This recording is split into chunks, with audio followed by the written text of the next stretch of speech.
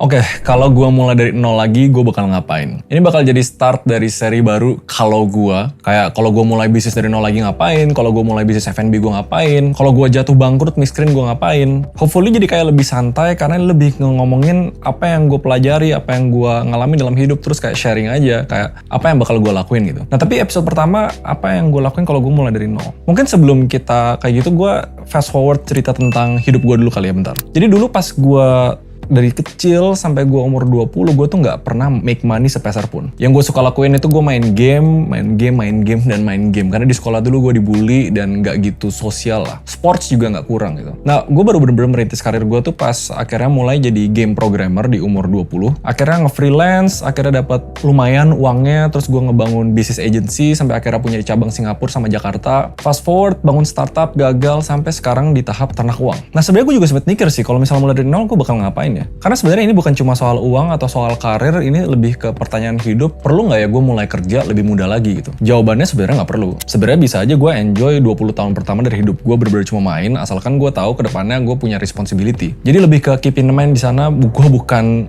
bahas ini untuk sukses semudah mungkin atau cari uang sebanyak mungkin, lebih ke apa yang bakal gue lakuin. Dan sebenarnya banyak bilioner atau miliarder di dunia tuh di interview kalau mulai dari nol mereka bakal ngapain. Dan ternyata nggak beda jauh dengan yang gue mau bahas ini. Karena step 1 pasti belajar. Tapi bukan cuma sekedar belajar, gue bakal belajar high income skill. Jadi misalnya kalau gue mulai dari nol, gue nggak bakal rush hidup gue untuk kayak harus cepet-cepet cari kerja atau cari skill baru. Cuma gue terserah mau enjoy life, nggak masalah. Tapi hal pertama, let's say kalau gue mau merintis karir, gue bakal mulai belajar high income skill. Nggak usah ngomongin bisnis, nggak usah ngomongin startup dulu. Maksudnya high income skill itu apa? Jadi skill yang kita pelajarin yang ada di sini, yang kita bisa lakuin dan jual ke orang lain dengan harga tinggi. Kalau di generasi gue dulu itu programmer. Programmer tuh rame banget dan banyak yang butuh programmer karena nggak banyak yang bisa. Ini kita ngomongin di luar privilege atau apalah. Jadi kan tiap orang beda-beda, tapi konsep tetap sama. Belajar untuk punya skill yang bisa menghasilkan high income. Dan waktu itu modal gue tuh bener-bener dari Google sama YouTube. Karena memang dulu gue hobi komputer dari zaman tahun 2000 pas pertama kali internet marak. Yang gue lakuin adalah gue suka Google gimana cara programming, gimana cara mulai bikin game. Karena waktu itu gue hobi banget bikin game. Tapi kalau misalnya di sekarang gue mulai dari nol, mungkin gue bakal cek lagi kira-kira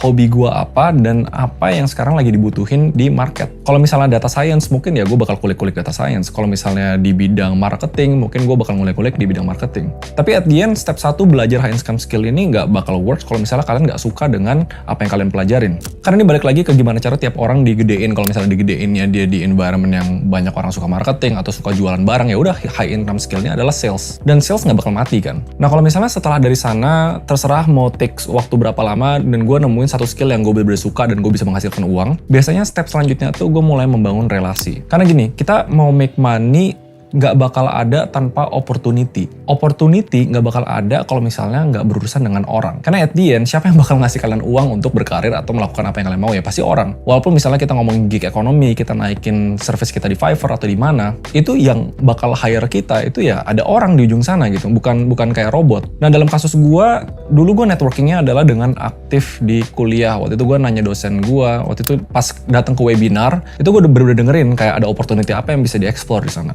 Buat mayoritas orang networking tuh beda-beda. Kalau mereka tinggal di desa, tinggal di kota, tinggal di komunitas apa, at the end, opportunity dari skill yang kalian pelajarin itu bakal datang dari orang. Menurut gue salah satu cara terbaik untuk networking adalah nggak usah fokus ke embel-embel digital, kartu nama dan lain-lain, tapi bangun relasi genuine. Yang gue nggak lakuin dulu adalah gue nggak belajar bener-bener gimana cara bangun relasi secara genuine. At the end, semua relasi yang gue bangun dulu tuh purely transactional, lebih ke kayak, oh ya udah, lu ada apa, gue ada apa, yuk kita tukeran gitu. Akhirnya make money. Tapi makin kesini gue makin sadar ternyata the most meaningful relationship, yang opportunity yang paling bagus adalah kalau punya genuine relationship. Itu mungkin yang bakal gue ulang ya. Kalau misalnya dulu gue ngebangun relasi untuk transaksi, mungkin gue lebih akan belajar interpersonal skill untuk networking, untuk genuine relationship. Sampai sini sebenarnya gue keinget ceritanya Mark Cuban. Mark Cuban bilang kalau misalnya dia disuruh ngulang dari nol lagi, dia ngapain? Dia still bakal enjoy life dan dia tetap bakal memulai karirnya menjadi bartender. Dia bakal jadi bartender di malam hari dan kerjaan sales di siang hari, jualan.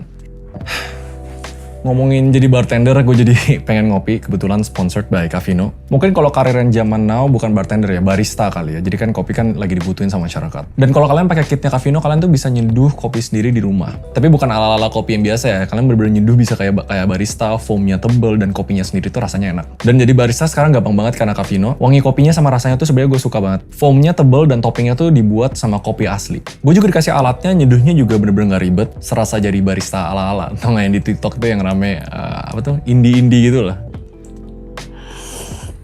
Enak. Ini intermezzonya oke juga ya, kita lagi ngomongin Elon Musk kalau ngulang lagi jadi bartender, ya udah mungkin jadi barista lah, kita tawarin Elon Musk ya. Sebenarnya ya, kalau kita ngomongin tentang opportunity apa yang sebenarnya bisa muncul, kayak kita perlu nggak punya set goal di dalam hidup semudah mungkin. Nah, gue mungkin salah satu yang lumayan kontroversial lah, gue bilang lu nggak perlu punya set goal yang jelas di awal. Asalkan kita pakai framework belajar high income skill dan networking, gue rasa opportunity tuh bakal muncul dengan sendirinya.